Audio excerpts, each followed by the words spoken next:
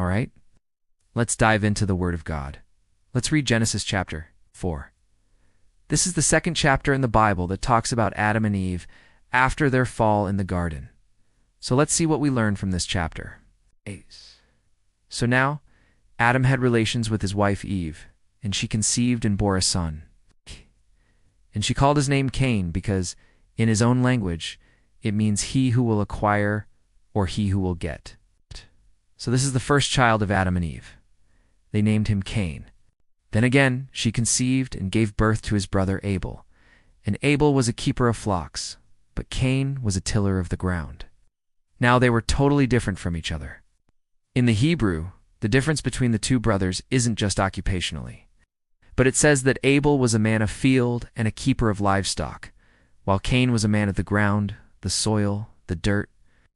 So there's a stark contrast between the two brothers. And it appears that, well, Adam and Eve, when they were in the garden, probably had a symbiotic relationship with nature.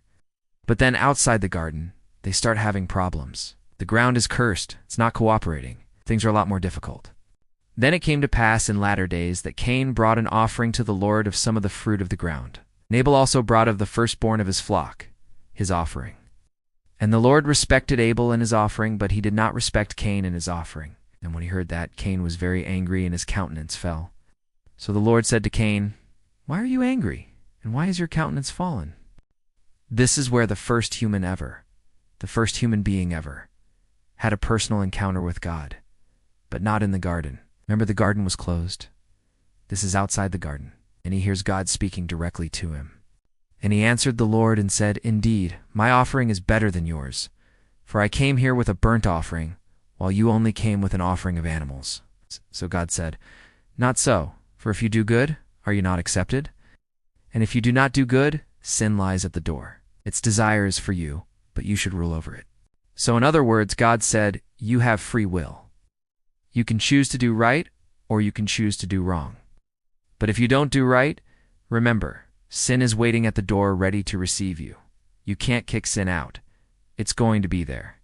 You can choose whether you want to listen to it or not, but you cannot kick it out. So this is the first time we hear about sin being personified, that sin is a person that's at the door waiting for us to accept it, waiting for us to listen to it. Then after a while, Cain talked to his brother Abel, and when God gave him indication that Abel's sacrifice was better than his heart grew envious, and he hated his brother Abel. Now when the time came, Cain invited his brother to go out to the fields. And when they were in the field, Cain rose up against his brother Abel and killed him. Then the Lord said to Cain, "Where is your brother Abel?" And he answered, "I don't know. Am I my brother's keeper?" So he said, "What have you done? The voice of your brother's blood is crying out to me from the ground. And you shall be cursed from the ground, which has opened its mouth to receive your brother's blood from your hand. So when you work the ground from now on, it will no longer yield its strength to you. A fugitive and a vagabond you will be on the earth, and every who kills you shall be punished sevenfold." So this is the first murder that we read about in the Bible. We read about Cain killing Abel, and also the first time we read about punishment for murder. That whoever kills Cain, even though he's the one that murdered Abel, will be punished 7 times as much. So sevenfold is a huge number. That shows how serious this kind of sin is. And also we see God's compassion towards Abel.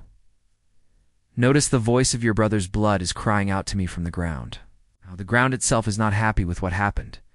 When the Lord asked Cain, "Where is your brother?" instead of confessing his sin, instead of repenting, instead of showing remorse, his answer was, "I don't know.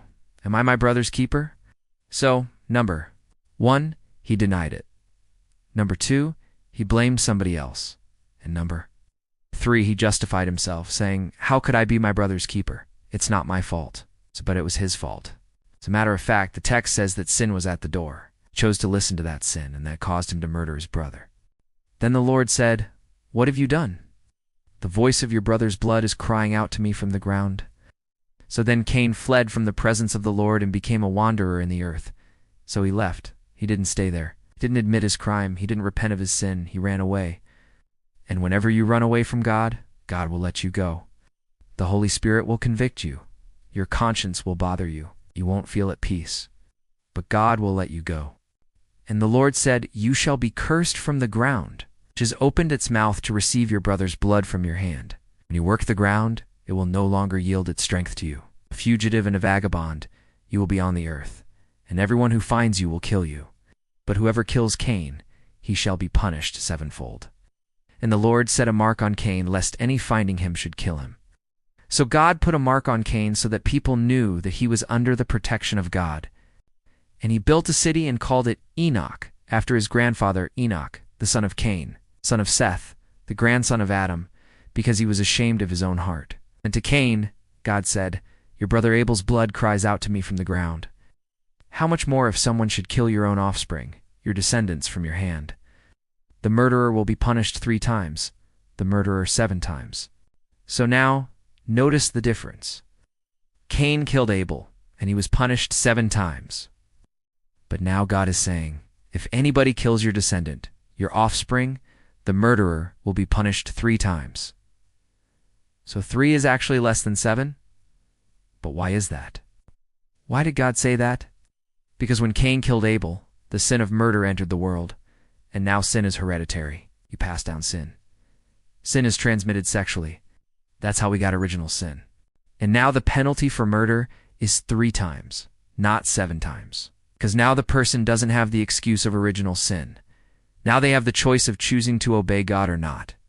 And so they chose to disobey God by killing the offspring of Cain, but they're only going to be punished 3 times. And so God told Cain, "You're still under the protection of God. Nobody can touch you. But your descendants, your offspring, now it's a free-for-all. Everybody that kills them will be punished 3 times. So let's apply this to our life. What does this teach us? Number 1, God desires offerings that come from the heart. Don't just give God what you think he wants. Give him what your heart desires to give him. Number 2, don't be envious of other people. In the Hebrew, the text says that Cain's heart grew envy. Instead of just saying envy, the text says that Cain's heart grew envy. So envy comes from within. Envy is born inside of you. It grows inside of you. Don't let envy grow inside of you. Number 3, murder is unacceptable. There's different levels of murder, but God takes murder very seriously. And number 4, when you sin, you must repent. You must confess your sin. You must turn from your sin. You don't, you will flee from the presence of God and become a fugitive and a vagabond in the earth. Father, thank you for your word. As we study Genesis chapter 4, we learn what happens after the fall of man. We learned about murder, about envy, about sacrifices, and about repentance. Help us to not repeat the same mistakes that Cain made, but to follow the path of righteousness like Abel did, who pleased God with his offering. Thank you, Father. In Jesus' name, amen.